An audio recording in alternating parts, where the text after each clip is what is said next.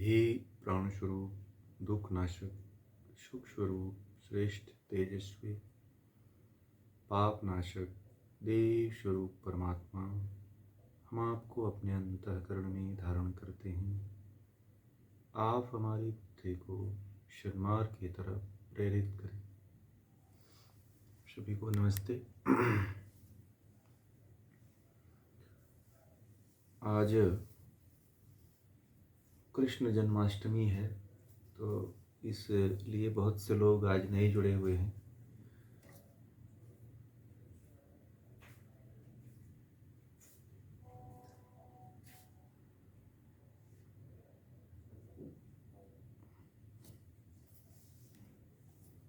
आज कृष्ण जन्माष्टमी का हमने विशेष सत्र रखा है कि आप लोगों को इसके बारे में थोड़ी सी जानकारी दे दिया जाए कि कृष्ण जन्माष्टमी क्यों मनाते हैं, कैसे मनाते हैं, और कृष्ण जन्माष्टमी मनाने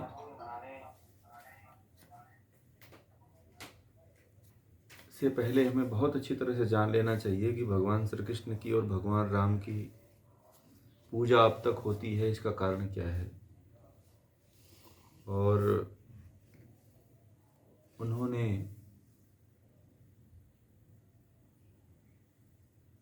अपने जीवन को किधर लगाया, किस क्षेत्र में लगाया, क्या काम किया, कौन सा वर्क किया जो हम लोग नहीं कर पा रहे हैं।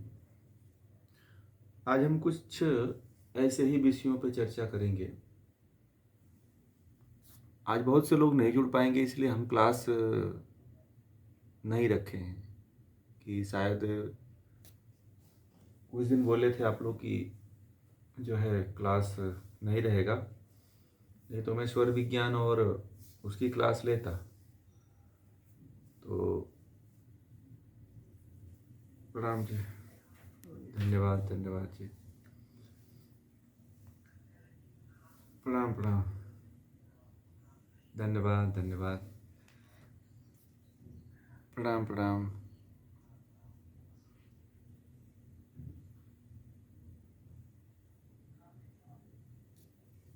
नमस्ते,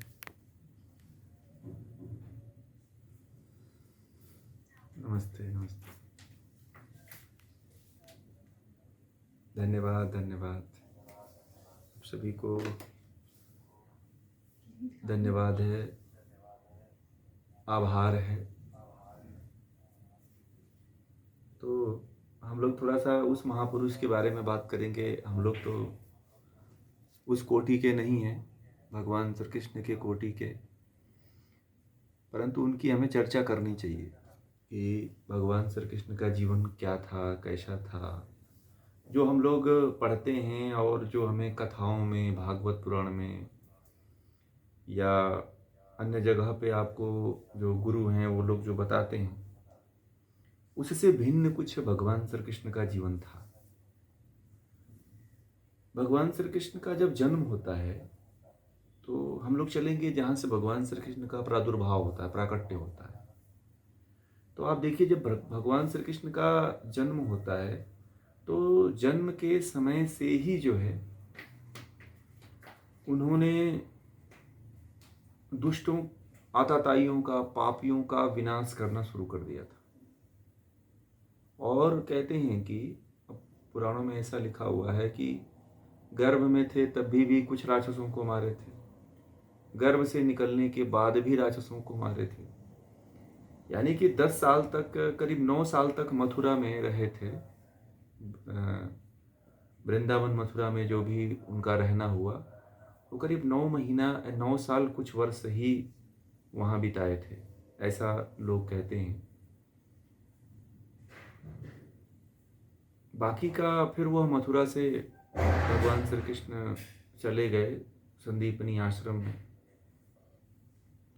और वहाँ पे उन्होंने शिक्षा दीक्षा प्राप्त की गुरु के यहाँ। उज्जैन में वो संदीपनी आश्रम पड़ता है, तो वहाँ पे रह करके उन्होंने वेद वेदांग शास्त्रों का अध्ययन किया। और फिर जो है जब वह सारी सारी विद्याओं में पारंगत हो गए, जब वह पूरी तरह से शिक्षित दीक्षित हो गए, तो वह पुनः जो है धर्म के कार्य के लिए जो है पुनः प्रस्थान करते हैं। पुराणों में ऐसा लिखा हुआ है कि भगवान श्री कृष्ण जो है बिना गुरुकुल गए ही जो है, बिना शिक्षा लिए हुए ही कंस का वध कर दिए थे, या इतने राक्षसों का उन्होंने वध कर दिया था। तो ऐसा नहीं है। भगवान श्री कृष्ण जो है, भगवान श्री कृष्ण के बहुत महत्वपूर्ण पक्ष की हम लोग बात करेंगे, जो वास्तविकता थी और जिस वास्तविकता को बहुत लोग नहीं बताते हैं। तो भगवान श्री कृष्ण जो है गुरुकुल जाते हैं, और गुरुकुल से जब सारी विद्याएं धनुर्धारी, गदाधारी, नीतिज्ञ, राजनीतिज्ञ और वेद वेदांगों के ज्ञाता और सभी विद्याओं में जो है पारंगत परिपूर्ण होकर के फिर मथुरा लौटते हैं, और उसके बाद से कंस का वध करते हैं। और भी बहुत से राक्षस थे जिसका वध जो है भगवान श्री कृष्ण ने किया था। उसके बाद से भगवान श्री कृष्ण का जो जीवन चरित्र लीला दिखाई जाती है कि भगवान श्री कृष्ण ने गोपियों का ऐसा किया था, या कुछ लीला रचाया था, या रास लीला रचा था। तो ऐसा प्रमाणिक जो ग्रंथ आता है वो महाभारत है। कौन है? भगवान श्री कृष्ण की प्रामाणिकता को जो वास्तविक रूप से बताता है वह ग्रंथ कौन है? महाभारत है। यदि आप लोग महाभारत पढ़ोगे तो आप लोगों को ये वास्तविकता भगवान श्री कृष्ण के बारे में पता चलेगी कि भगवान श्री कृष्ण का जीवन वास्तविक क्या था। पुराणों में तो उनको दही चोर, माखन चोर, तो गोपियों के साड़ी चुराने वाले, तो रासलीला करने वाले, और इस तरह से उनको दिखाया गया है, जो मुझे लगता है कि सही नहीं है। ठीक है, मैंने भी शायद इस बात को जानता था जब तक मैं महाभारत को नहीं प्रत्यक्ष किया था। जब तक नहीं मैं उसका अध्ययन किया था तो मुझे भी लगता था कि ये सब कहानियाँ बड़ा सत्य हैं। परंतु महाभारत आदि ग्रंथ जब पढ़ोगे, जो वेद व्यास जी आदि ऋषियों के द्वारा लिखा हुआ है, तो उसमें कहीं भी भगवान श्री कृष्ण के जीवन के बारे में इस तरह की घटना कोई नहीं लिखी हुई है कि भगवान श्री कृष्ण इस तरह से थे और उन्होंने ऐसा ऐसा कार्य किया और ऐसे इस तरह से कोई कार्य किया। दूसरी बात आती है कि भगवान श्री कृष्ण जो है बचपन से लेकर के गुरुकुल से जब शिक्षा दीक्षा लेकर के आए, तो वो हमेशा जो है पापियों, जो अधर्म के जो खिलाफ थे, जो धर्म का नाश कर रहे थे, भगवान श्री कृष्ण उनके खिलाफ थे। भगवान श्री कृष्ण का एक ही उद्देश्य था, धर्म की स्थापना। भगवान श्री कृष्ण यही चाहते थे कि धर्म की स्थापना हो जाए, और उन्होंने बचपन से लेकर के जीवन के अंत तक भगवान श्री कृष्ण जो है धर्म की स्थापना की। तो थोड़ी सी मैं स्केच खींच रहा हूँ भगवान श्री कृष्ण के जीवन से संबंधित, उसके बाद से उनके कार्यों के बारे में मैं बात करूँगा। तो भगवान श्री कृष्ण जो है गुरुकुल गए, गुरुकुल से शिक्षा दीक्षा लेकर के फिर जो है आते हैं और कंस आदि का वध करते हैं, फिर जरासंध आदि का वध करते हैं। फिर जरासंध का वध करने के बाद फिर उनका विवाह होता है। विवाह के 12 साल बाद रुक्मिणी से विवाह होता है भगवान श्री कृष्ण का, रुक्मी देश में। और भगवान श्री कृष्ण जो है 12 वर्ष बाद उनकी एक संतान होती है, प्रद्युम्न। भगवान अब आज डाले थे वो भी वीरेंद्र पाल जी ग्रुप में डाले थे, आप लोग देखना। उसमें ऐसा लिखा हुआ है कि भगवान श्री कृष्ण का 32 साल की उम्र में शादी हुआ था, 33 साल की उम्र में बच्चा हो गया। ऐसा नहीं है। भगवान श्री कृष्ण ने प्रद्युम्न को पैदा करने के लिए 12 साल तक उन्होंने, वो और रुक्मणी ने जाकर के हिमालय में तप किया था, जिसको कौन सा क्षेत्र बोलते हैं बताइए? उत्तराखंड में वो क्षेत्र है, उसका क्या नाम है?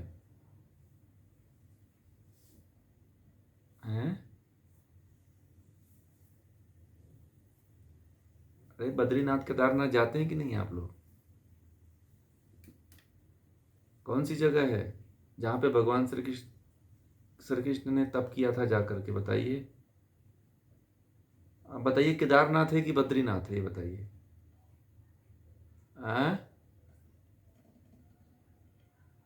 बद्रीनाथ क्या है? बद्री विशाल जिनको कहा जाता है। केदारनाथ तो भगवान शिव का है।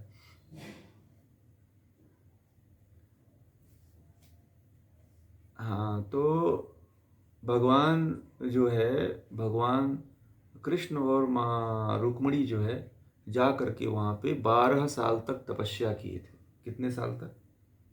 12 साल ब्रह्मचर्य का पालन करके वहाँ पे तप किए थे। कितने साल तक? 12 साल तक तप किए थे बद्री नाथ में। और इसीलिए वहाँ पे एक तपस्थली बनी हुई है। और उसके बाद उनकी संतान होती है प्रद्युम्न। ठीक। और फिर जो है वह भगवान श्री कृष्ण वहाँ से तप आदि करने के बाद जो है द्वारका की तरफ प्रस्थान करते हैं, जरासंध आदि से बचने के लिए। कि इसलिए कि जो अगर भगवान श्री कृष्ण मथुरा में रहे होते तो मथुरा के जो लोग थे उनको जो बड़ा प्रिय थे, भगवान श्री कृष्ण को गोपियाँ या मथुरा के लोग या वृंदावन के लोग इतना प्रेम क्यों करते थे? रासलीला के कारण? बताइए, आप लोग बताइए, किस लिए भगवान श्री कृष्ण को गोपियाँ, जो वहाँ पे गाय चराने वाले लोग थे या जो अन्य लोग थे, वो क्यों प्रेम करते थे? आप बताएंगे आप लोग?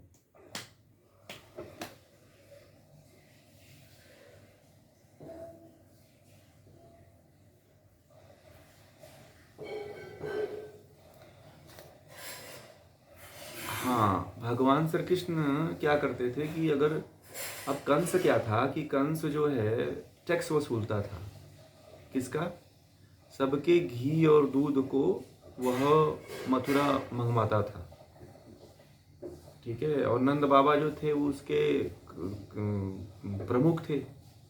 कंस के जो एक क्षेत्र के जहाँ पे नंद बाबा रहते थे, तो वो पूरे क्षेत्र के वह मक्खन या घी इकट्ठा करके कंस के यहाँ लेकर के जाते थे। ठीक है।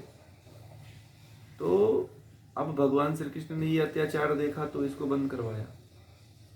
और दूसरी चीज क्या किया कि जहाँ पे भी जो भी किसी को परेशानी हुआ करती थी, किसी को कष्ट हुआ करता था, किसी को कोई सता रहा होता था, कोई दुखी था, कोई बीमार था, कोई रोगी था, तो भगवान श्री कृष्ण उसकी मदद किया करते थे। क्या किया करते थे? मदद किया करते थे। ये जो मैं कहानी बता रहा हूँ, ये कहानी आप नहीं सुने होंगे भगवान श्री कृष्ण के बारे में। कथा तो बहुत सुना होगा आपने, परंतु ये चीज़ आप सुने भी नहीं होंगे कभी, जो आपको कोई सुनाया भी नहीं होगा। तो भगवान श्री कृष्ण जो है बचपन से जब पैदा हुए तब से जो है ग्वाल बालों का जो है वह रक्षा करते रहे, अपने बल से, अपने विवेक से, अपने बुद्धि से, इस तरह से वो रक्षा करते थे। इसलिए भगवान श्री कृष्ण जो है, जो गोपियाँ थीं वह दूध लेकर के जो जाया करती थीं, तो उनके यहाँ भी बहुत से राक्षस थे जो उनको परेशान किया करते थे। तो भगवान श्री कृष्ण उनकी रक्षा करते थे। ऐसा थोड़ी थे कि भगवान श्री कृष्ण उनसे रासलीला रचाते थे। ठीक है। भगवान श्री कृष्ण एक ऐसे व्यक्ति थे जो हर समय धर्म की स्थापना के लिए वो व्यक्ति बचपन से लड़ा है। वो धर्म के लिए जो, ये बताइए, जिसका जो स्वभाव होता है वह जो पहले स्वभाव होता है, चलो बीच में भी हो जाता है कभी, परंतु क्या जो है जिसका जो स्वभाव होता है वह स्वभाव जो प्रारंभ में होता है वो अंत तक नहीं दिखाई देता है। बोलिए, दिखाई देता है ना? तो भगवान श्री कृष्ण का जो जीवन था वह बचपन से ही जो है धर्म की स्थापना के लिए था। वो भगवान श्री कृष्ण एक काम करते थे कि जहाँ पे अधर्म होता था वहाँ पे किसी तरह से भी छल बल साम दाम दंड भेद नीति लगा करके जो है वहाँ पे धर्म की रक्षा करते थे। वो एक ऐसे महापुरुष थे जो अपनी सारी जो है युक्ति लगा करके वहाँ पे धर्म की स्थापना करने का प्रयास करते थे। वह एक ऐसे व्यक्ति थे। वह आप ये जो लोगों ने जो उनकी कथाओं को एकदम इंटरेस्टिंग बना दिया है, नाचने वाला, कूदने वाला, रासलीला नचाने वाला, इस तरह की जो उनके जीवन में कथाएँ लिख दिया है लोगों ने, तो वो कहीं न कहीं भगवान श्री कृष्ण के जीवन को बड़ा धूमिल करती है। ठीक है? क्योंकि जो व्यक्ति बचपन से लेकर के जो जन्म ही जिसका नहीं हुआ था तब से वह धर्म की रक्षा करता है, गर्भ में ही धर्म की रक्षा करता है और जन्म लेने के बाद भी कई राक्षसों का, पूतना जैसे राक्षसों का वध करते हैं। तो एक आम व्यक्ति जो है धर्म की स्थापना के लिए अपने पूरे जीवन को लगा देता है। आप उस व्यक्ति के बारे में सोचो कि जो व्यक्ति बचपन से लेकर के एक दूसरे व्यक्ति की रक्षा के लिए अपने पूरे जीवन को समर्पित कर देता है और धर्म की स्थापना के लिए भगवान श्री कृष्ण जैसे स्वयं हथियार उठाए थे, वैसे अर्जुन को भी कह देते हैं कि तू भी हथियार उठा। अगर हथियार नहीं उठाते तो क्या धर्म की स्थापना हो पाती? शिशुपाल जैसे, कंस जैसे राक्षसों का वध हो पाता? नहीं वध हो पाता। तो भगवान श्री कृष्ण के जीवन की यथार्थता को हमें देखनी चाहिए। भगवान श्री कृष्ण का जो पूरा जीवन काल बीता है वह धर्म की, जहाँ जहाँ पे भी यह धर्म था वहाँ वहाँ पे वो जाते हैं और किसी न किसी तरह से वो युक्ति लगा करके उस राक्षस का वध करते हैं,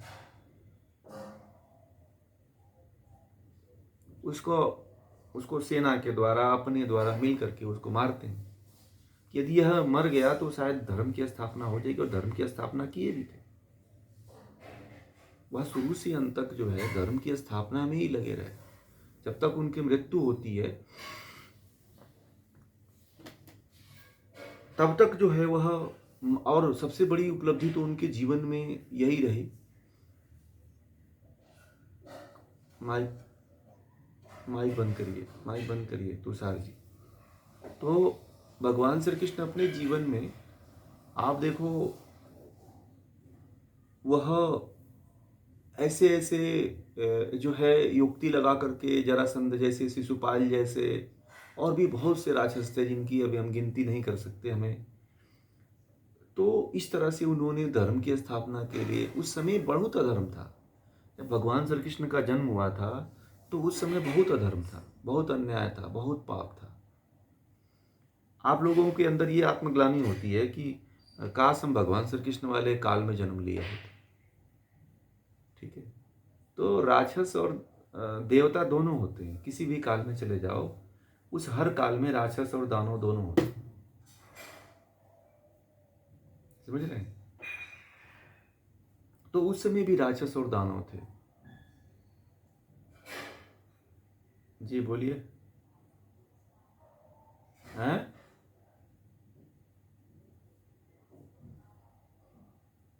नहीं, ये जरूरी नहीं है कि आप रहे होंगे। आपका हो सकता है कोई दूसरी योनि रही हो। ठीक है?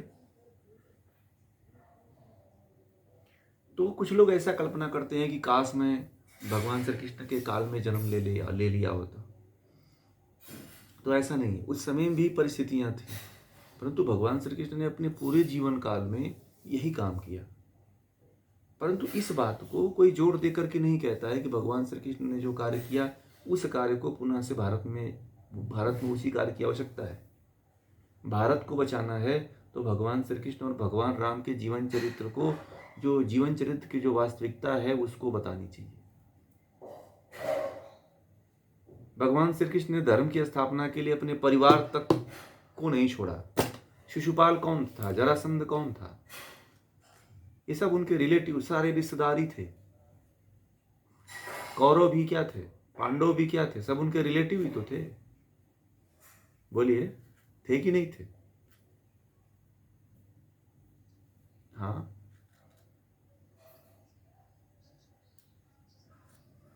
हाँ वो राजा थे, परंतु राक्षसी उनके प्रवृत्ति थे। हाँ, वो राक्षसी थे एक तरह से, समझिए।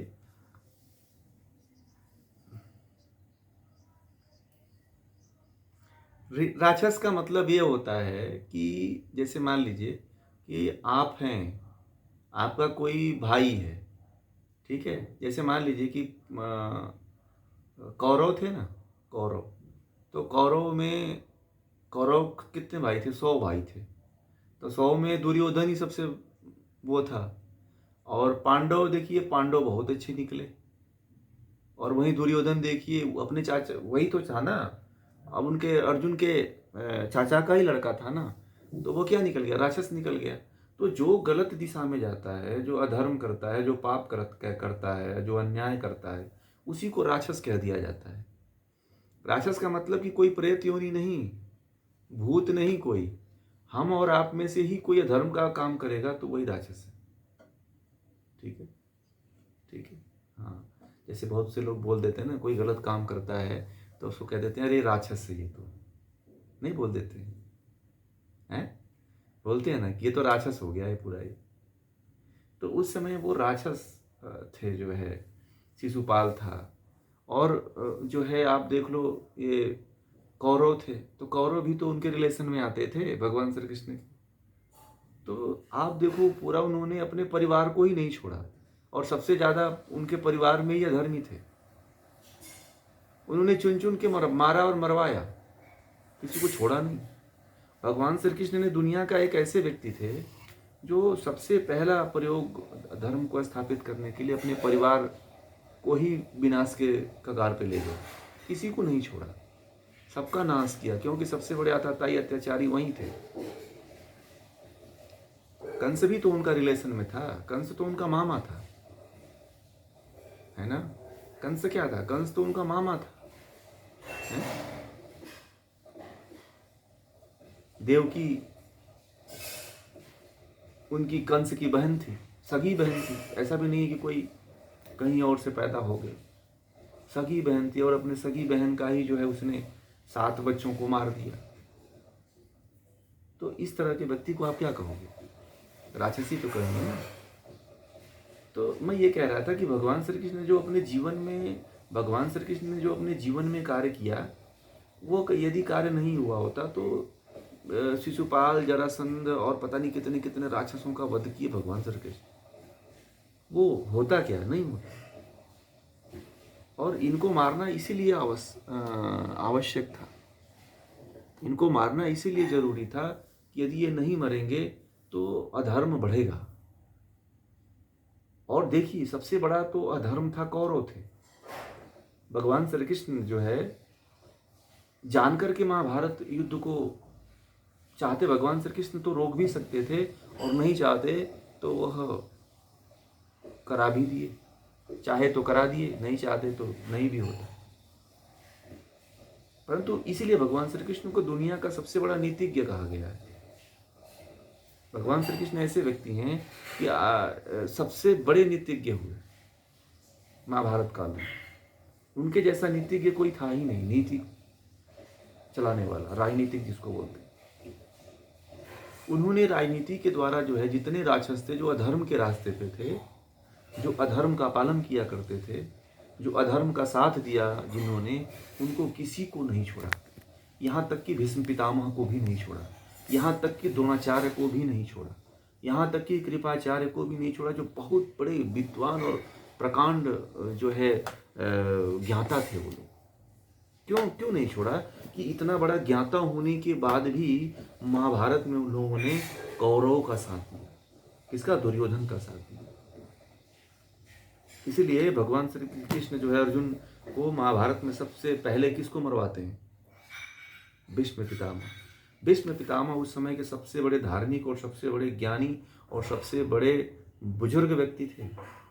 पांडवों की सभा में जिस समय द्रौपदी का चीरहरण हो रहा था, आप ही बताओ, एक बहू की, एक बेटी की जो है एक भरी सभा के परिवार के बीच में साड़ी खींची जाए, इज्जत को दांव पे लगा दिया जाए, तो क्या ऐसे समाज जो वहां पे बैठा हुआ है उसको बचने का हक है? बताइए। जो उसका विरोध नहीं करता है, जो उसके बारे में कुछ एक शब्द नहीं कहा, क्या उस समाज को बचना चाहिए? बताइए, नहीं बचना चाहिए। तो इसीलिए भगवान श्री कृष्ण ने देखिए सब है, एक लफ्ज नहीं खोला, सभा में बैठे थे, कोई विरोध नहीं किया। यानी कि तुम राज्य के इतने नमक के मतलब वफादार हो गए कि तुम अधर्म हो रहा है तुम्हारे राज्य में, और तुमको नहीं दिख रहा है कि धर्म हो रहा है। तुम क्यों किस काहे को विद्वान हो तुम, काहे के बड़े इतने बड़े योद्धा हो तुम हैं? तो सबसे पहले महाभारत में अगर आप देखोगे तो सबसे पहले कौन मारा जाता है? भीष्म पितामह। उसके बाद कौन मारे जाते हैं? द्रोणाचार्य। उसके बाद कौन मारे जाते हैं? कृपाचार्य। ये ऐसे बड़े बड़े योद्धा थे जिनको मारना बहुत जरूरी था, क्योंकि इतने बड़े ज्ञानी होने के बाद भी इन्होंने अधर्म का साथ दिया। वहीं पे देखो विदुर जी थे, विदुर जी राज छोड़ दिए, हस्तिनापुर छोड़ दिए, बोले कि मुझे नहीं चाहिए आपका राज्य, आप अन्याय के खिलाफ हो और मैं इस राज्य में न रहूंगा और ना ही मैं किसी के तरफ से युद्ध करूंगा। इसीलिए विदुर को बहुत बड़ा धर्मात्मा कहा जाता है। भगवान श्री कृष्ण जो है जब शांति दूत बन करके आए थे तो विदुर के घर रुके थे। क्यों क्यों रुके थे? क्योंकि विदुर ही एक व्यक्ति मात्र वहां था हस्तिनापुर में जो धार्मिक व्यक्ति था, पांडवों को छोड़कर। इसलिए देखो विदुर बच गए, बाकी सब खत्म हो गए। कोई बचा? बताइए, कोई नहीं बचा, सबका सत्यानाश हो गया। तो भगवान श्री कृष्ण ने क्या,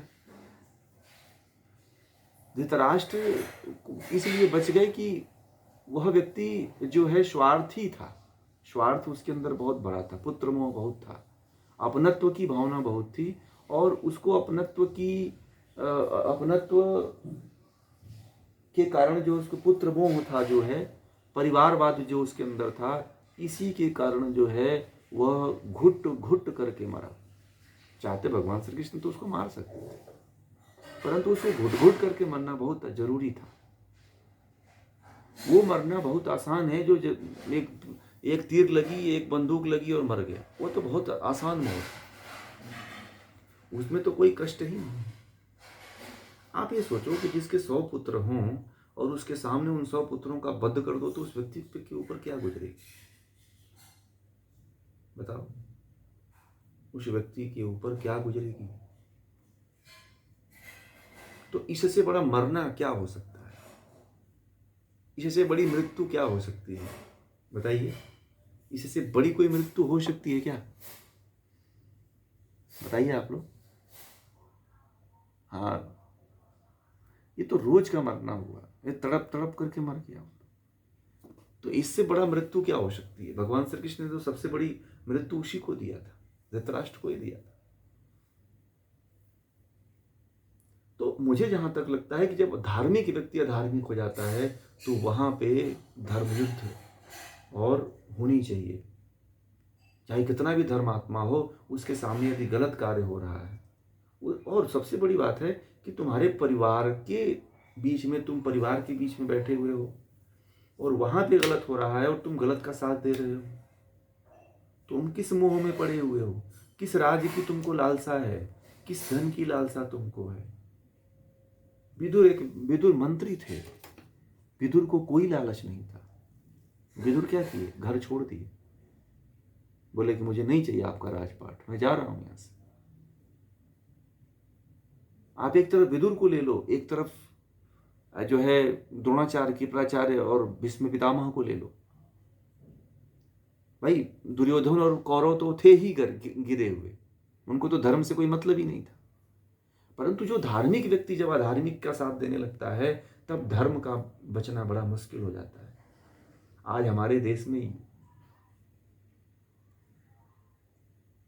नहीं, ऐसा ऐसा ऐसा कुछ नहीं। आपको वास्तविकता नहीं पता है।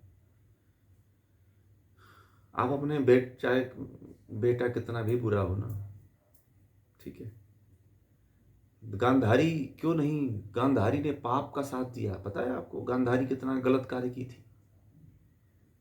गांधारी जैसा जो है, गांधारी भी उसी पुत्र मोह में उसने भी बहुत बड़ा पक्ष लिया था।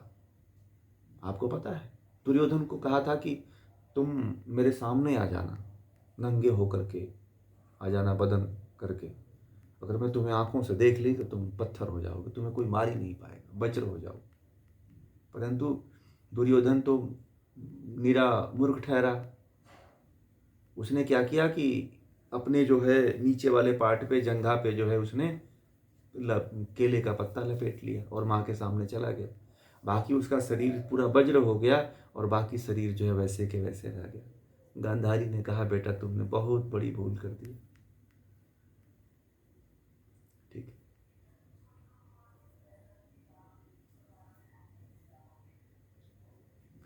नहीं नहीं, राक्षस के नहीं नहीं, भगवान श्री कृष्ण, नहीं नहीं नहीं, इतना तो राक्षसों के अंदर भी शर्म हया है। चाहे दुनिया का कोई भी व्यक्ति हो, माँ के सामने कोई नंगा थोड़ी जाता है। परंतु गांधारी ने तो ये बात कहा था कि मैं तुम्हें अगर आंखें खोल करके देख ली तो तुम वज्र जैसा हो जाओगे। ठीक है। तो कहने का मतलब यह है कि गांधारी ने भी उस अधर्म के युद्ध में साथ दिया, अधर्म के युद्ध में उसने भी साथ दिया था, इसलिए उसको भी तिल तिल मरना पड़ा। ठीक है। अभी वास्तविकता,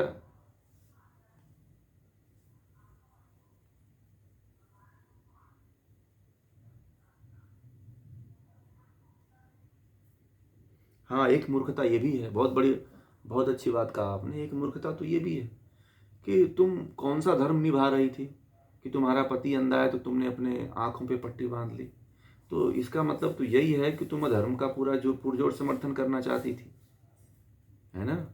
और सबसे बड़ी बात है कि गांधारी इतना ही महान होती तो फिर अपने बच्चों को संस्कार भी तो देती। उसके जो बच्चे उत्पन्न हुए वो सारे बच्चे राक्षसी क्यों बन गए? भाई, माँ का तो सबसे बड़ा रोल होता है ना पुत्र को खड़ा करने में। आखिर कुंती ने अपने पुत्रों को इतना बड़ा योद्धा क्यों बना दिया? क्या बच्चा पैदा करना ही बहुत बड़ी उपलब्धि है? क्या संस्कार देना उपलब्धि नहीं है?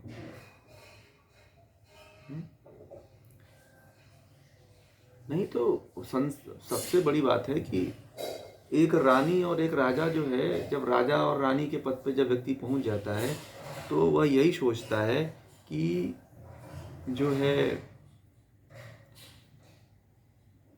मेरे बच्चों का, मैं अपने बच्चों का लालन पालन पोषण करूंगा तो मेरा समय चला जाएगा, ये होगा, ऐसा होगा, वैसा होगा। आज ही के समय में देख लो, जो नौकरी पेशे वाले लोग हैं, जो बड़े बड़े पदों पे हैं, क्या वो अपने बच्चों को समय देते हैं? क्या वो अपने बच्चों को संस्कार सिखा पाते हैं? मैंने तो देखा है बड़े बड़े आईएएस और पीसीएस के घरों में कि उनके वो आईएएस, एक आईएएस मिले मुझे, कहे कि मैं तो अपने बच्चों को आज तक देखा ही नहीं कि मेरे बच्चे बड़े कैसे। बोले कि मैं आता हूं तो बच्चे सोए रहते हैं और जाता हूं तो बच्चे सोते रहते हैं। तो मैंने उनसे पूछा कि बच्चों का पालन पोषण कौन करता है, कौन घुमाने ले जाता है?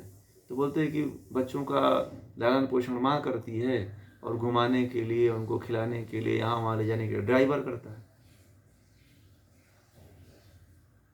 उनको दूध खिलाने के लिए, खाना खिलाने के लिए नौकरानी बाई आती है।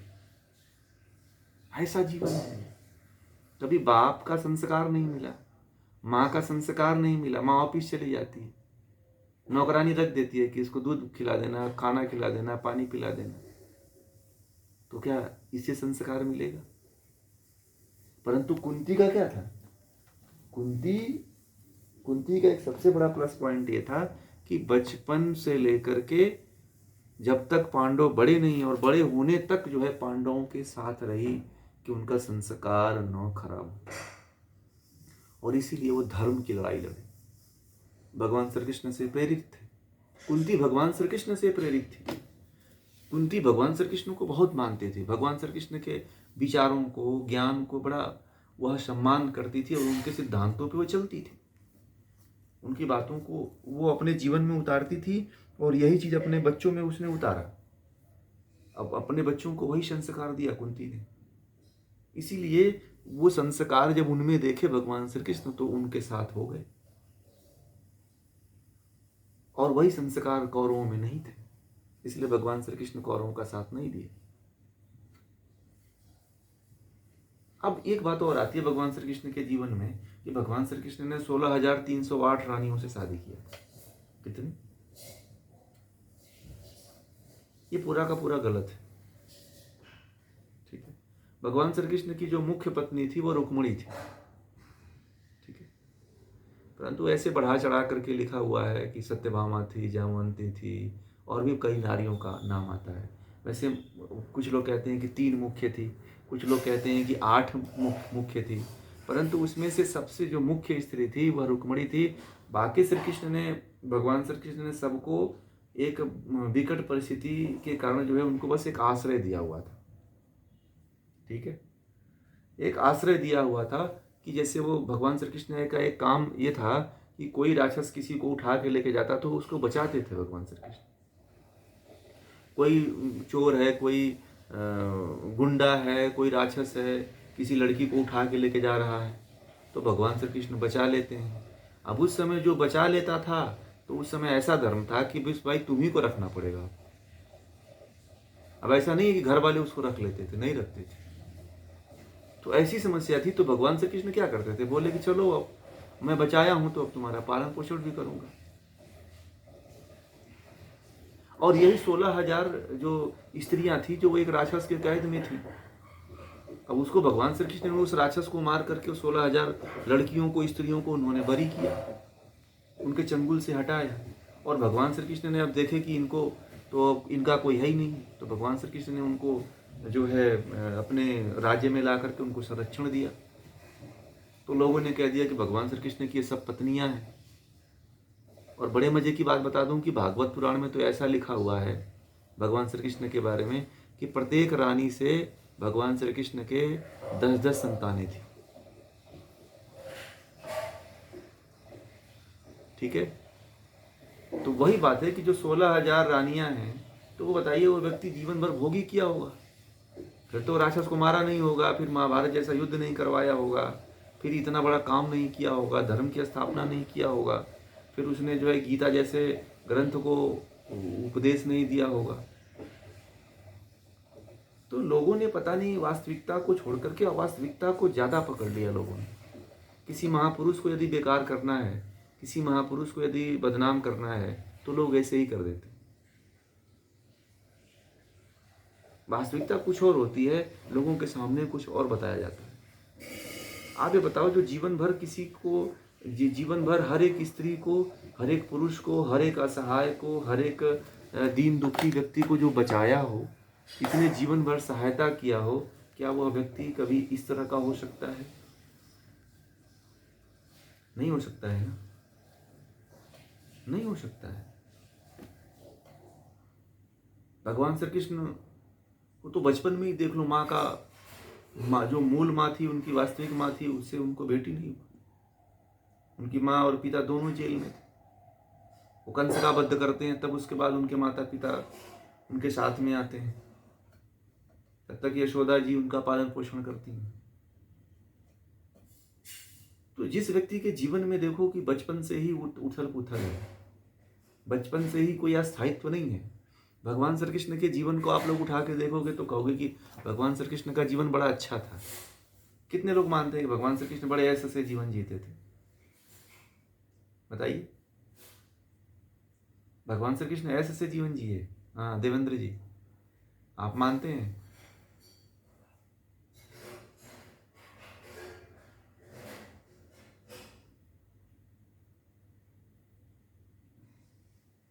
नहीं, मैं ये कह रहा हूँ भगवान श्री कृष्ण जी जो इस समय के जो इंसान हैं, जो बड़े ऐसे जीवन जी रहे हैं, क्या उस तरह से भगवान श्री कृष्ण का जीवन रहा?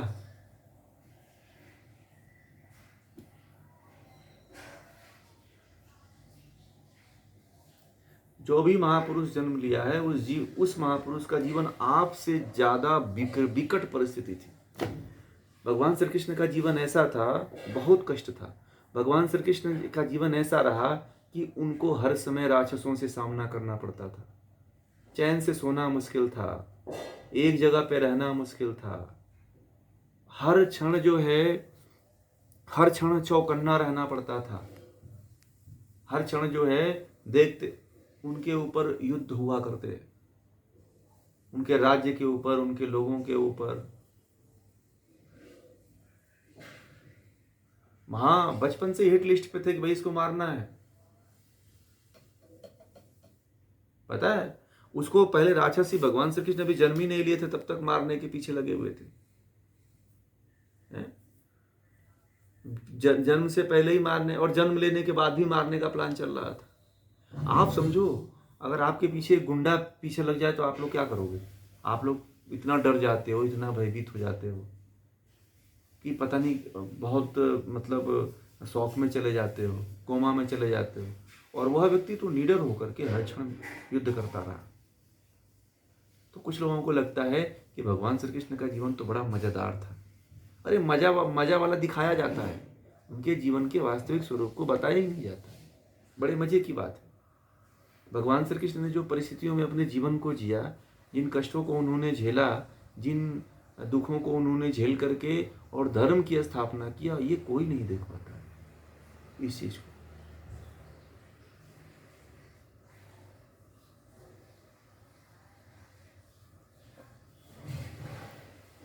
बच बचपन में देखिए, बचपन में क्या था कि जो मारने का उनकी जो बात आती है भगवान श्री कृष्ण की, तो क्या होता है कि जो पुण्य आत्माएं होती हैं, जैसे कि जो दिव्य आत्माएं होती हैं, तो उनके पास पूर्व जन्म की कुछ सिद्धियां होती हैं, कुछ ज्ञान होते हैं। जैसे आप लोग जब मरोगे तो आप लोगों के पास जब अगला जन्म होगा तो आप लोगों के पास ज्ञान होगा। क्या होगा? अगर और साधना कर दोगे तो आपके पास सिद्धियां भी हो जाएंगी। माइक बंद करिए देवेंद्र जी। तो अगर और मेहनत आप लोग कर दोगे तो आप लोगों के पास सिद्धियां भी हो जाएंगी। ठीक। तो यही सिद्धियां उनको जन्मजात भगवान श्री कृष्ण को सिद्धियां मिली थी। हनुमान जी जन्मजात सिद्ध थे, भगवान श्री कृष्ण जन्मजात सिद्ध थे, भगवान राम जन्मजात सिद्ध थे। हाँ, पूर्व जन्म के संस्कार आ जाते हैं ना। जैसे आप बहुत, नहीं अवतार नहीं, नहीं नहीं नहीं नहीं नहीं, ये गलत है, ये गलत है, ये गलत है। ये बताइए, आप मुक्त होकर के फिर आप जन्म लोगे? ऐसा ईश्वर के नियम में है क्या? नहीं, भगवान श्री कृष्ण की आत्मा अलग है और भगवान राम की आत्मा अलग है। ठीक है, ये एकदम पूरा गलत है, इसको मत मानिए। नहीं, ये पूरा का पूरा गलत है। ये बताइए, दोनों दोनों आत्मा, दो आत्माएं कैसे एक हो सकती हैं? हो सकती हैं क्या? हर व्यक्ति के गुण कर्म स्वभाव अलग थे। ये बताइए, राम का गुण कर्म स्वभाव अलग था, भगवान श्री कृष्ण का गुण कर्म स्वभाव अलग था। कोई मैच था क्या भगवान श्री कृष्ण और राम में? अब भगवान श्री कृष्ण कृष्ण को लोगों ने लीलाधारी बना दिया। ठीक है, भगवान श्री कृष्ण को लड्डू गोपाल बना दिया।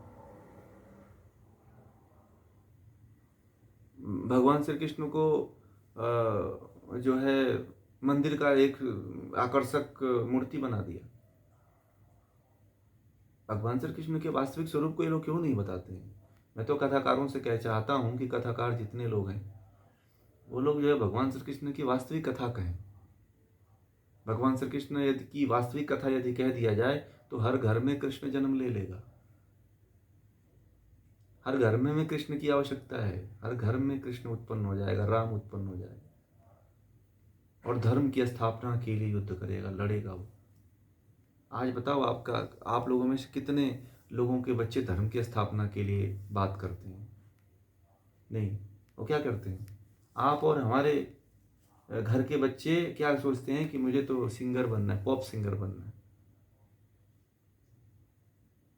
मैं सही बोल रहा हूँ ना?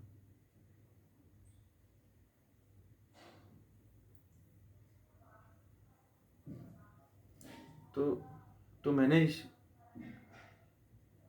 विराट रूप उनका यही था कि उन्होंने धर्म की स्थापना के लिए पूरा जीवन लड़ते रहे। जीवन के अंत तक जो है उन्होंने धर्म की स्थापना किया, अंतिम सांस तक उन्होंने धर्म की स्थापना की। उन्होंने, भगवान श्री कृष्ण का जीवन ऐसा नहीं था कि 50 दासियों को ले लिए और दासों को लेकर के और भजन कीर्तन गा रहे हैं, नाच रहे हैं, रासलीला कर रहे हैं। ऐसा जीवन नहीं था। उनके पास नाचने का समय नहीं था। भगवान श्री कृष्ण के पास, भगवान श्री कृष्ण के पास गोपियों का साड़ी चुराने के लिए समय नहीं था। ये कौन करता है ये काम? ये तो बात के लोगों ने लिख दिया इंटरेस्टिंग करने के लिए, लोगों को जोड़ने के लिए, क्योंकि लोग यही सुनते थे। आज भी किसी को अच्छे चरित्र के बारे में थोड़ी,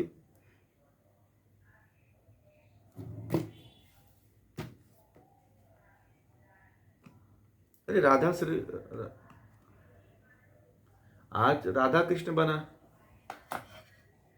हाँ, तो वही बता रहे हैं कि आज की जो पीढ़ी है वह पूरी तरह से क्या है, कोई डांसर बन रहा है तो कोई कॉमेडियन बन रहा है।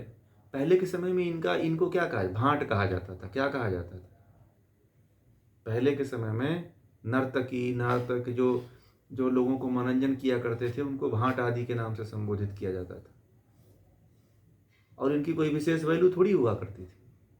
ये तो 19वीं सदी की देन है कि इतने गलत गाने वाले हैं, गलत नाचने वाले हैं, तो उनको सरकार प्रमोट कर, जो उस समय के लोग थे वो प्रमोट कर दिए, और प्रमोट कर दिए तो अब वो आगे बढ़ रहे हैं, तो हर लोग अपने बच्चों को वही बनाना चाहते हैं।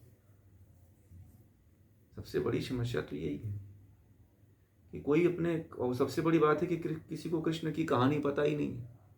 कृष्ण को बस यही, कृष्ण के बारे में लोगों को और आपको बस यही पता है कि भगवान भगवान श्री कृष्ण जो थे बस वह किसी के ऊपर कृपा करते थे।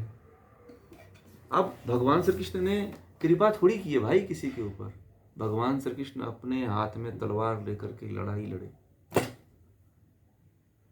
अब वही लड़ाई देख करके लोग सोचते हैं कि भगवान श्री कृष्ण हमारे ऊपर कृपा कर देंगे। कैसे कृपा करेंगे भाई? जैसे भगवान श्री कृष्ण ने लड़ाई लड़ा, उस तरह से आपको भी लड़ाई लड़नी पड़ेगी। ठीक है? सब लोग भगवान श्री कृष्ण की डर के कारण पूजा करते हैं। 99%, 99% लोग जो है डर के कारण पूजा करते हैं, भय के कारण। और भारत में सबसे बड़ी बात ये की आ गई है, जो पूजा का सिद्धांत है वो दास भाव है, और दास भाव को भक्त भाव कह दिया गया। जो व्यक्ति जो भावना रख करके पूजा करता है वही हो जाता है। आप कहते हो कि मैं दास हूं और वो मेरे स्वामी हैं, तो फिर आप क्या हो जाते हो? आप दास ही जीवन भर रह करके मर जाते हो, कभी योद्धा थोड़ी बन पाते हो। भगवान श्री कृष्ण के बारे में यदि जानना है, भगवान श्री कृष्ण को समझना है, तो उनके योद्धात्मक रूप को जानो।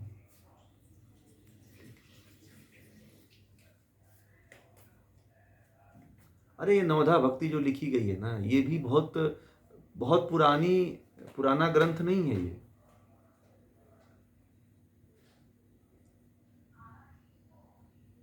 किन्हीं का माइक ऑन है, बंद करिए।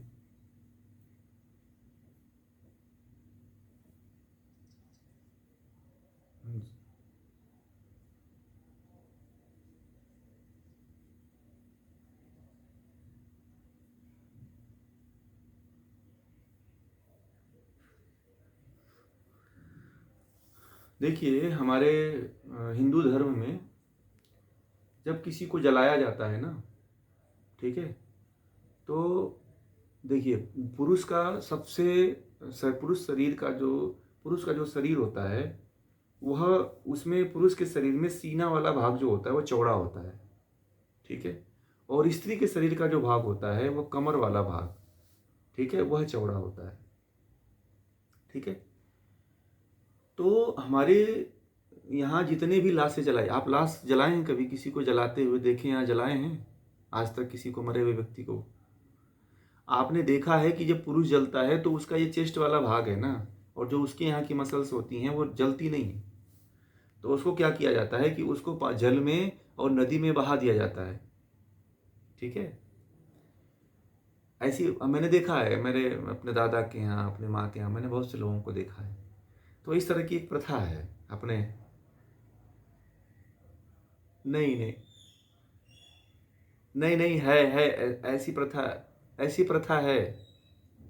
आप वाराणसी में जो लाशें जलती हैं, आप जाओगे कभी वाराणसी में, जो जाना आप कभी, बस आप तो मतलब,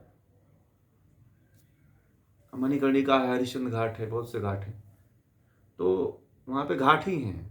तो जाओगे जहाँ पे लाशें जलती हैं, तो जो इस प्रथा को मानते हैं ना, तो आज भी ऐसी प्रथा है, भगवान श्री कृष्ण के काल से ही वो प्रथा चली आ रही है कि आज भी जो है कुछ भाग छोड़ दिया जाता है, जलाया नहीं जाता है। तो पुरुष का हृदय बच जाता है और स्त्री का ये नीचे वाला पार्ट बच जाता है, गर्भ वाला पार्ट, जो चौड़ा वाला भाग होता है। वो उसको जलाया नहीं जाता है। इसके पीछे भी बहुत से भी बातें हैं। तो इसीलिए जो है वो एक प्रथा थी, ठीक है?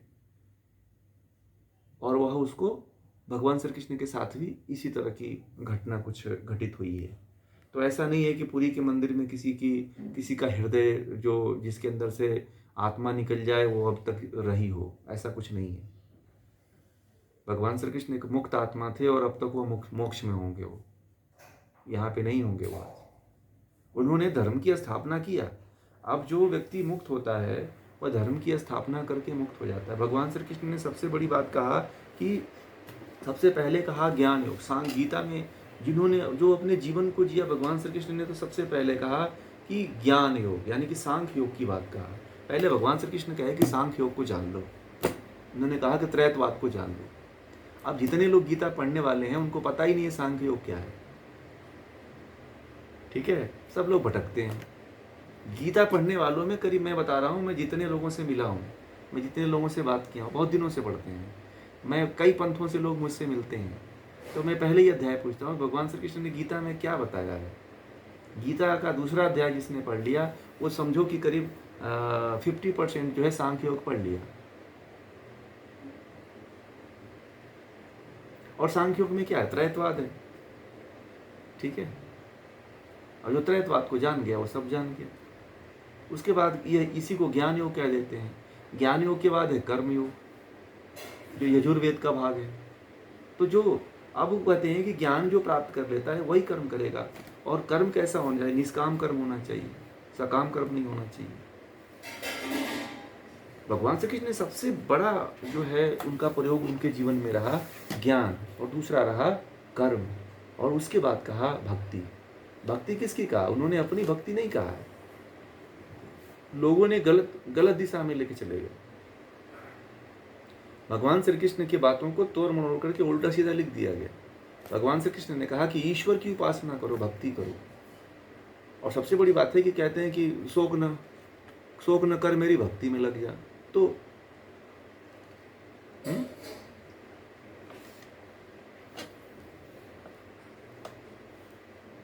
नहीं, वो तो मैंने आपको पहले ही, गीता सुनिएगा, मैंने पहले ही कह दिया है कि उसमें कुछ मिलावट है। मात्र 1 घंटे की गीता सुनाई गई थी। 1 घंटे में कितना कोई 700 श्लोक नहीं सुना सकता है, समझा सकता नहीं है, ठीक है? हाँ बोलिए तुषार जी।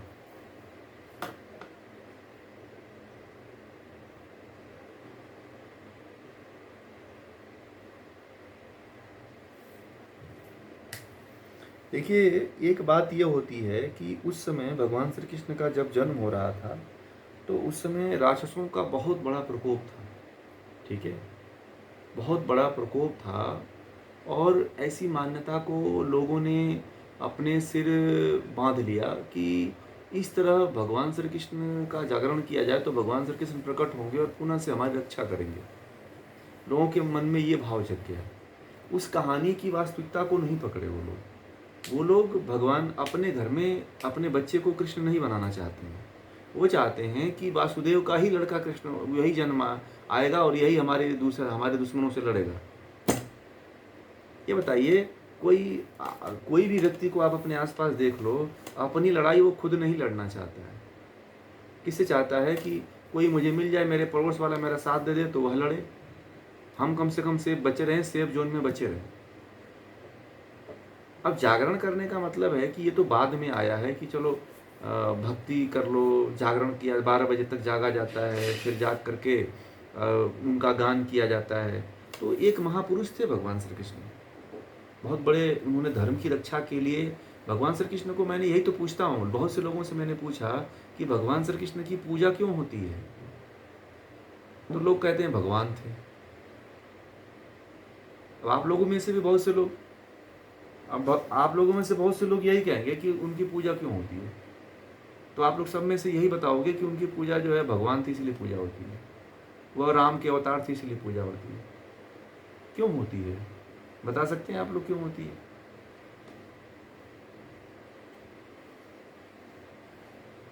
आप ये बताइए, भगवान श्री कृष्ण जी जब भगवान थे, जब भगवान थे तो उस समय न मथुरा वालों को पता था, न द्वारका वालों न वृंदावन वालों को पता था उस समय ना, वो तो जेल में थे, तो कोई कीर्तन नहीं किया, कोई गान नहीं किया। अगर ऐसा होता कि भगवान जन्म ले रहे हैं तो उस समय भी कीर्तन गान होना चाहिए। क्यों? बात समझिए हमारी आप लोग।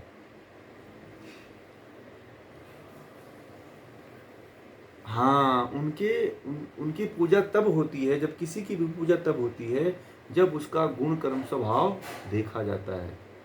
ठीक है? तो अब ये जो कीर्तन करने का और जो जागरण करने का जो प्रथा चली है, तो एक इसके पीछे दो सोच है कि या तो एक ये सोच है कि ये जो जन्माष्टमी आती है, इसमें हम अपने भगवान श्री कृष्ण के गुण कर्म स्वभाव को कीर्तन के जागरण के द्वारा जानें, जाग करके कम से कम उनके गुण कर्म स्वभाव को जानें, इसलिए मनाया जाता है। परंतु लोगों ने दूसरे दृष्टि से इसको मनाने लगे। वहाँ पे अब देखिए, जब कीर्तन का मतलब ये होना चाहिए, मैं आप लोगों को बता दूं कि भगवान श्री कृष्ण के गुण कर्म स्वभाव की का चर्चा होना चाहिए, उसकी कथा होनी चाहिए। ठीक है? जागरण का मतलब यह है कि किसी महापुरुष के गुण कर्म स्वभाव को आप अपने जीवन में धारण कर लो। जागरण का मतलब ये होता है। परंतु लोगों ने क्या किया कि लड्डू, पेड़े, बर्फी, खीर, तो पता नहीं क्या क्या चढ़ावा चढ़ाने लगे। अब ये चीज़ बताइए, चढ़ावा चढ़ाने से क्या हम, चलो चढ़ाना चढ़ा भी दो, परंतु क्या हम लोग यहीं पे ठहर नहीं गए? क्या पूजा अगरबत्ती व्रत करके बस यहीं पे हम लोग शांत नहीं हो गए? क्यों तुषार जी, यहीं पे शांत हो गए ना? अच्छा ये बताइए, सभी जगह जो है, सभी जगह जन्माष्टमी मनाई जाती है पूरे भारत में। हमारे घर में, हमारा जन्म नहीं हुआ था तब से पता नहीं, हमारे घर में बहुत पहले जन्माष्टमी मनाई जाती है और मेरा जन्म भी उसी दिन हुआ।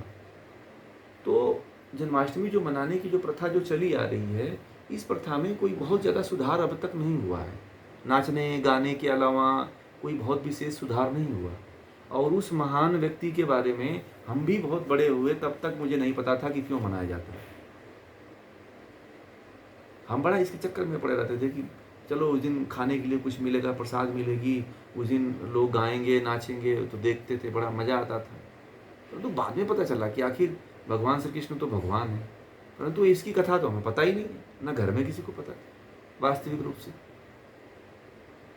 तो क्या होता है कि आज आज तक जो है, जो वास्तविक कथा होनी चाहिए कृष्ण जन्माष्टमी के दिन, वो कथा कोई बताता ही नहीं है, कोई करता ही नहीं है। जिस दिन अगर ये होने लगेगा तो उस दिन समझना कि भगवान श्री कृष्ण की जन्माष्टमी आई है। नहीं तो केवल आप अपने स्वार्थ के लिए, अपने भोग के लिए पूजा कर रहे हो। ठीक, पूजा का मतलब यह होता है कि आप उसके भगवान के असली वास्तविक स्वरूप को जान लेते हो, गुण कर्म स्वभाव को जान लेते हो, उसके ज्ञान को जान लेते हो। तो वास्तविकता ये होती है। बात समझ रहे हैं? वास्तविकता ये नहीं होती है कि आप जो है अंधे दौड़ में दौड़े चले जा रहे हैं, पता नहीं क्या हो रहा है, कुछ नहीं पता। एक बोलते हैं ना कि कुछ जानवर थे, लोमड़ी बड़ा चढ़ाक होती है, इतना खुराफात होता है जंगल का, उसी के जी में होता है। तो लोमड़ी दौड़ रही थी, तो लोमड़ी का दौड़ता हुआ देख करके उसके पीछे हाथी दौड़ने लगी, फिर हिरन आया, वो भी दौड़ने लगा। अब सब देखा देखी दौड़ते चले जा रहे। और भी जो जानवर थे वो पूछे, भैया क्यों दौड़ रहे? भालू आया, पूछा क्यों दौड़ रहे हो? भालू समझदार होता है थोड़ा, तो बोला कि हमें पता नहीं, ये सब दौड़ रहे हैं इसीलिए दौड़ रहे हैं। समझ रहे हैं? तो आगे जाकर के लोमड़ी ने पीछे से मैसेज किया हाथी को कि बोल दो सबको कि आसमान गिर रहा है, इसलिए हम दौड़ रहे हैं। समझते हैं? तो लोग जो है ना, बस पीछे पीछे दौड़ते हैं, किसी को कुछ पता नहीं, बस यही सोचते हैं कि वो दौड़ रहा है तो हम भी दौड़ रहे हैं। क्यों दौड़ रहे हैं ये नहीं पता है। आज बहुत से लोगों से पूछ लो कि भगवान श्री कृष्ण का वास्तविक जीवन क्या था, तो बस यही बोलेंगे रासलीला, वो ये करते थे भगवान से कि माखन चोर करते थे, तो लड्डू खाते थे, माखन चुराते थे, तो माखन चढ़ाते हैं लोग, है ना, फिर लड्डू बना के खिलाते हैं, फिर उनको श्रृंगार करते हैं, उनको कपड़े मुकुट पहनाते हैं, मोर के पंख लगाते हैं। भगवान श्री कृष्ण के पास ऐसा समय था क्या मोहर लगा के घूमे? वो तो तलवार उठाते थे, चक्र, सुदर्शन चक्र उठाते थे और बस गला काटते थे। ये कथा अपने बच्चों को कहने से लोग डरते हैं कि अगर ऐसी कथा बता देंगे भगवान श्री कृष्ण के वास्तविक जीवन को, तो वो तो बेटा हमारा बेटा नहीं रहेगा, पूरी दुनिया का बेटा हो जाएगा वो। सबसे बड़ी बात, आज के समय की सबसे बड़ी बात यह है कि कोई अपने बेटे को कृष्ण नहीं बनाना चाहता। ठीक है, वो ये चाहता है कि हमारे पड़ोस वाला बन जाए, उसको मान लेंगे भगवान। ठीक है,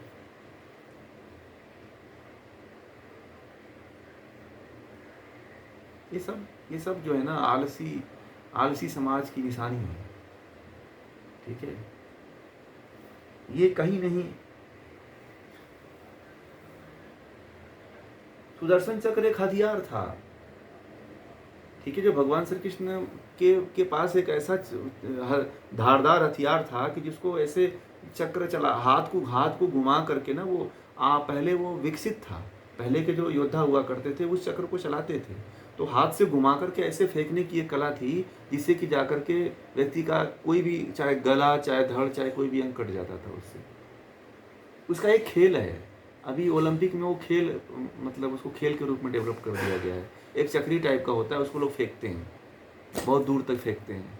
उसको क्या बोलते हैं?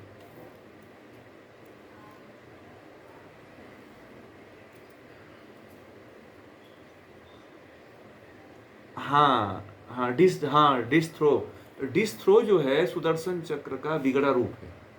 ठीक है, वो पहले क्या था कि डिस्क थ्रो जो था, वो सुदर्शन जो चक्र था, वह चलाने की एक बहुत बड़ी विद्या थी, एक बहुत बड़ा हथियार था, जो हर कोई उसमें पारंगत नहीं हो पाता था। भगवान श्री कृष्ण इसमें पारंगत थे, और उठा करके जब ऐसे चलाते थे, तो जब वो, देखिए उस समय एक कहानी बताऊं आप, पुराणों में आती है कि जब भगवान श्री कृष्ण जो है शिशुपाल उसका वध कर रहे थे, जब अपना सुदर्शन चक्र उठाए थे उसको वध करने के लिए, शिशुपाल का की, हाँ, तो उनकी अंगुली जो है ना, चलाते चलाते छिल कट गई थी। सुदर्शन चक्र हथियार था, वो कट गई थी। तो द्रौपदी ने, हाँ, तो शिशुपाल के वध के समय तो उन्होंने अंगुली, द्रौपदी ने अपने साड़ी फाड़ करके और अंगुली को बांध दी थी। ठीक है, तो इसलिए भगवान श्री कृष्ण ने कहा था कि इस कर्ज का फल मैं चुकाऊंगा। ठीक है, ये मेरे ऊपर एक कर्ज हो गया। तो उस समय जो सुदर्शन चक्र चलाए थे, तो वो हथियार का था भाई, और इसलिए वह चलाते चलाते घिसते घिसते ऐसे घुमाना पड़ता था उसको, और घुमाने से उसकी अंगुली कट जाती थी उनकी। तो हमारे देश में हथियार थे ना ऐसे ऐसे, तो हमें पता ही नहीं है। अभी कुछ लोगों को तो ऐसा लगता है, टीवी पे दिखाया है कि भगवान श्री कृष्ण क्या करते थे कि ऐसे हाथ अंगुली उठाते थे तो सुदर्शन चक्र आ जाता था। ठीक है, तो आजकल के बच्चे भी यही करते थे।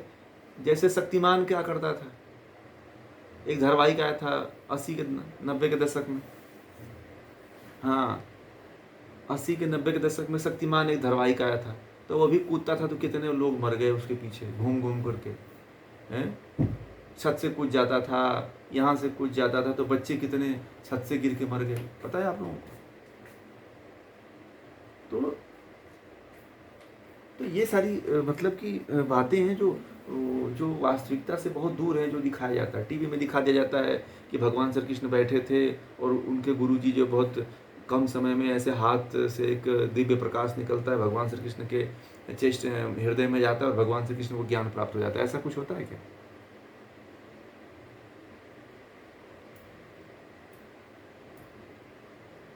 तो इस तरह से मतलब इतना भ्रमित किया गया है भगवान के नाम पे, और मतलब कि ईश्वर के नाम पे हमको इतना ठगा गया है, इतना मतलब कि मतलब हाइपर बोल दिखा करके, अतिशोक्ति को दिखा करके हमको बहुत ज़्यादा छला गया है।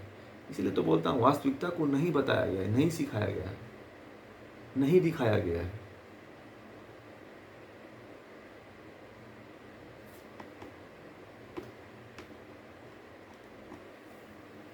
तो वही चीज़ है ना, भगवान श्री कृष्ण के जीवन को जैसा तोड़ मरोड़, जितना भगवान श्री कृष्ण के जीवन को तोड़ा मरोड़ा गया है, उतना किसी भी महापुरुष के साथ नहीं हुआ है। ठीक, उनके चरित्र,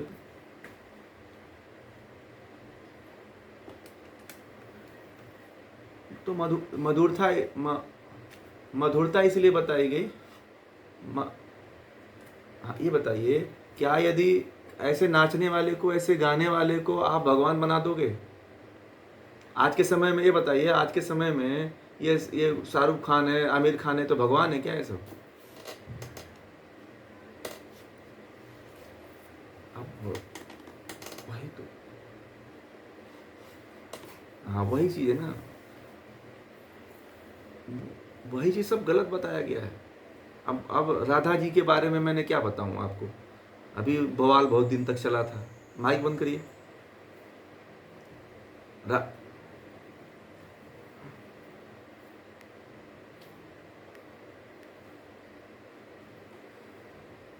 तो बांसुरी बांसुरी बजाने की भगवान श्री कृष्ण से बहुत से वाद्य यंत्र उनको पता थे। ठीक है, भगवान श्री कृष्ण को बहुत से वाद्य यंत्र पता थे उनको। केवल बांसुरी ही नहीं बजाते थे, और भी बहुत से वाद्य यंत्र बजाते थे।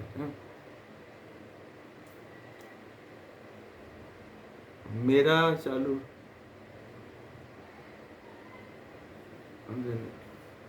एक मिनट बंद करते हैं।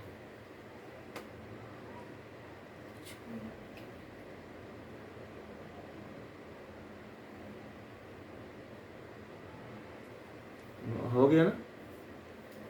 ठीक है।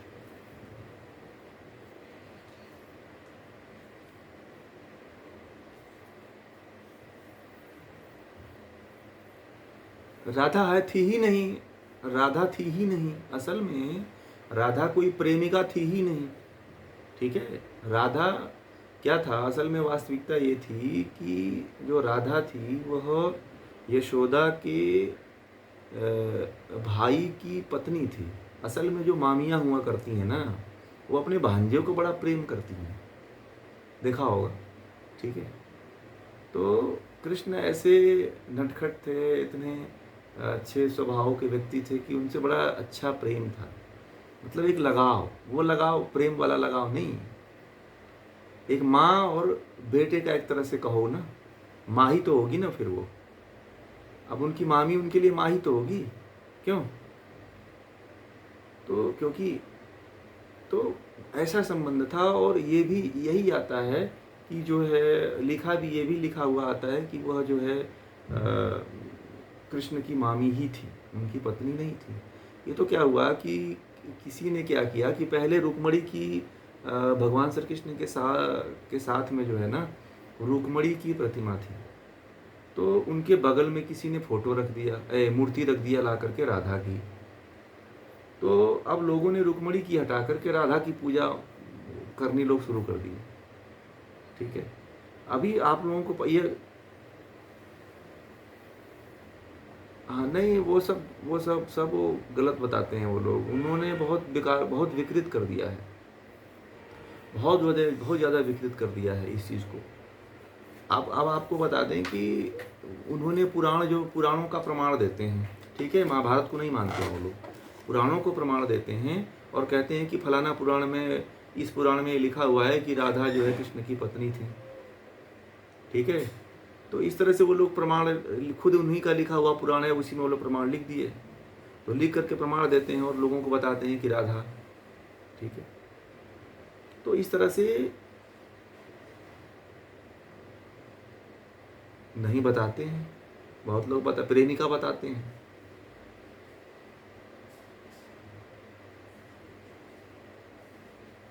नहीं, अब शक्ति बताने लगे हैं, पहले तो बताते थे,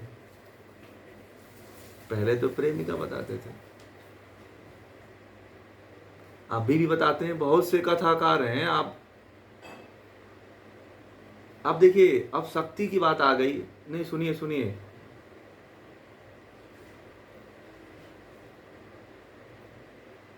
हाँ हाँ, अब दूसरा चीज मैं बता दूं, शक्ति जो बताने लगे लोग।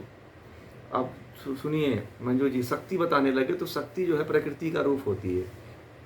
तो अब प्रकृति को अब उन्होंने स्त्री बना दिया। और जब आप सांख्य पढ़ेंगे तो प्रकृति क्या है? प्रकृति तो जड़ है। ठीक है, तो ब्रह्म की शक्ति तो सब में कार्य कर रही है। तो आप उसे फिर ऐसा उल्टा पुल्टा क्यों दिखा रहे हो आप? ठीक है, वो प्रेमिका है ही नहीं है। वास्तविकता तो यही है। वास्तविकता मैं बता रहा हूँ कि भगवान श्री कृष्ण ने अपने जीवन में ना ही किसी से प्रेम किया। उन्होंने एक उनकी शादी हुई थी रुक्मणी से। महाभारत पढ़ो, वास्तविक प्रमाणिक ग्रंथ पढ़ो आप लोग। पुराण कितने साल पुराने लिखे गए बताइए? पुराण कितने साल पुराने लिखे गए हैं? नहीं मैंने नहीं नहीं मैं लिखवाया हूँ। कितने साल पहले के हैं? साल बताइए, साल कितने साल पहले लिखे गए पुराण? नहीं नहीं नहीं, इसका पुराण पुराण जो लिखा गया था वो 2500 साल पहले का है। कब का है? आज से 2500 साल पहले का लिखा गया है। ठीक है, और महाभारत कब की है? 5000 साल पहले।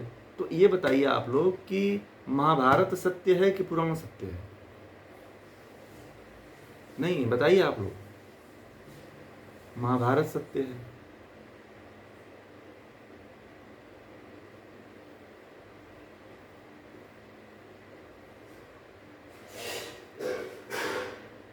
नहीं नहीं, महाभारत 12000 साल कैसे हो गई? नहीं, वो फिर वो किसी मैक्स मुलर का, किसी इधर उधर का लेखक का लेकर आए होंगे। ठीक है, हमें तो वेदों का प्रमाण मानना है ना। अब 5000 साल पहले जो है, 5000 साल पहले जो है जो है वो भगवान श्री कृष्ण कौन से युग में आए थे? कौन से युग में आए थे? त्रेता युग में। तो द्वापर युग में, द्वापर युग में आए थे। तो द्वापर युग के बाद कलयुग आता है। नहीं, द्वापर में नहीं आए थे ना, त्रेता के बाद कलयुग आता है ना।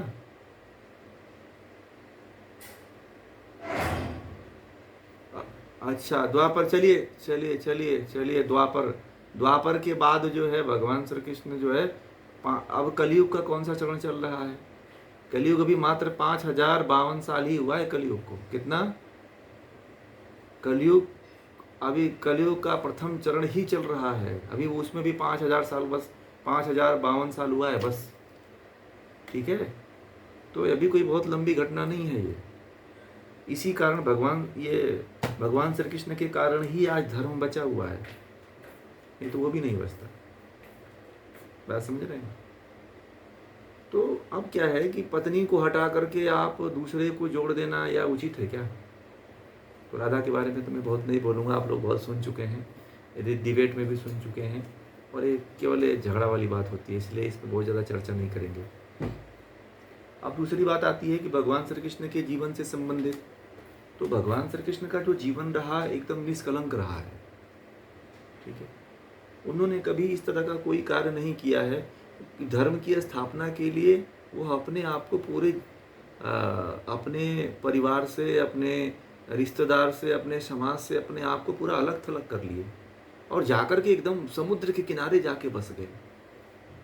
कहाँ पे बसे? जाकर के समुद्र के किनारे बस गए।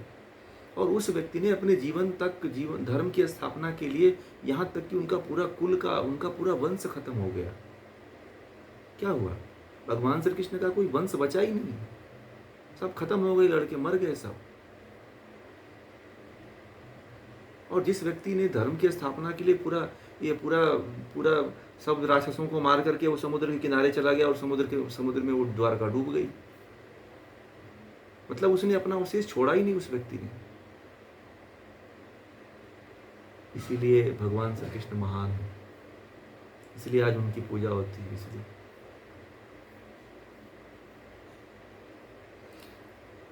नहीं नहीं, वो तो भगवान श्री कृष्ण ने जो उनको आश्रय दिया था ना।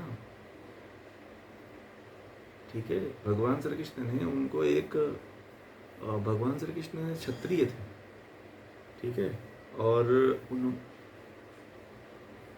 वो भगवान श्री कृष्ण का जो थे वह यादव वंश का ये था कि उन्होंने अपना एक नाम दिया था उन लोगों को जो ग्वाल वाले थे, गाय चराने वाले लोग थे, तो उनको एक नाम दिया था अपना। ठीक है, कि आप इस नाम से जाने जाओगे। ठीक है, जैसे मान लीजिए कि भगवान श्री कृष्ण जो दोस्त नहीं थे, जो उनके बहुत वहाँ जो मथुरा में रहे, तो नंद बाबा जो थे वो ग्वाले थे। तो उन वहाँ पे जितने लोग थे, वहाँ पे जो, तो उनको एक अपना नाम दे दिए यादव। ठीक है। भगवान श्री कृष्ण क्षत्रिय थे, क्षत्रिय थे और क्षत्रिय धर्म का जीवन पर्यंत नाम उन्होंने निभाया इस धर्म को। ठीक है। उनके वासुदेव थे।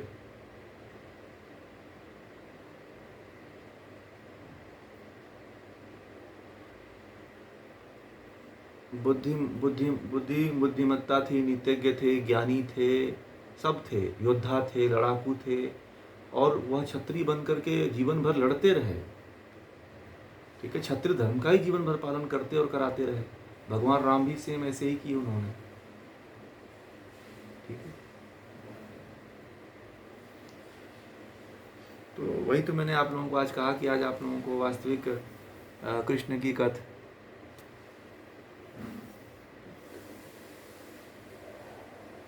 हाँ, ऐसे ही समझ, रासलीला करने वाला है, नाचने वाला है गोपियों के संग। अब कथाओं में क्या होता है, कथाओं में जितना होता है बस ये होता है कि मेरे आएंगे श्याम, आएंगे श्याम आएंगे, है ना, चूड़ी बेचने वाला आया, धीरे से कलाई दबाया। तो ये क्या क्या संदेश जाता है, बताओ, आप बताओ आप लोग, ये भगवान के विषय में।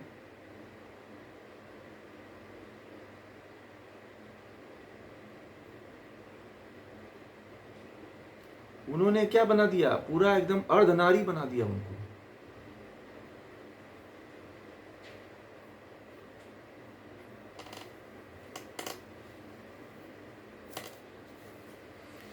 वो जैसे नहीं होता है जो नौटंकी करते हैं सब, जो रासलीला रचते हैं, तो वैसे ही बस बना दिए रासलीला रचाने वाले, है ना, लीलाधारी, है ना।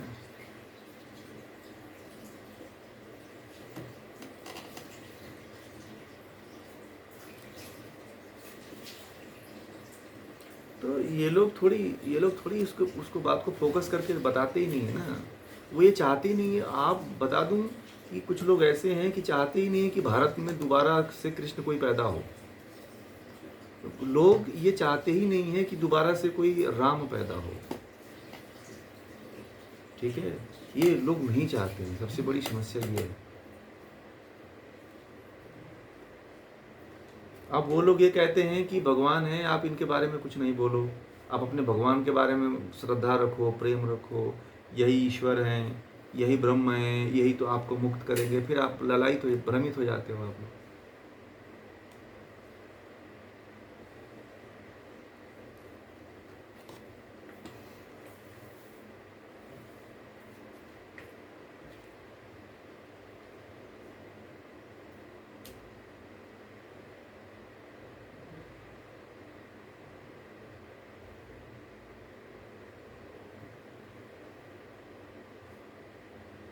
यही है वास्तविकता, जाने बिना। ठीक है। तो थोड़ा सा यही भगवान श्री कृष्ण के विषय में थोड़ी बातें रही जो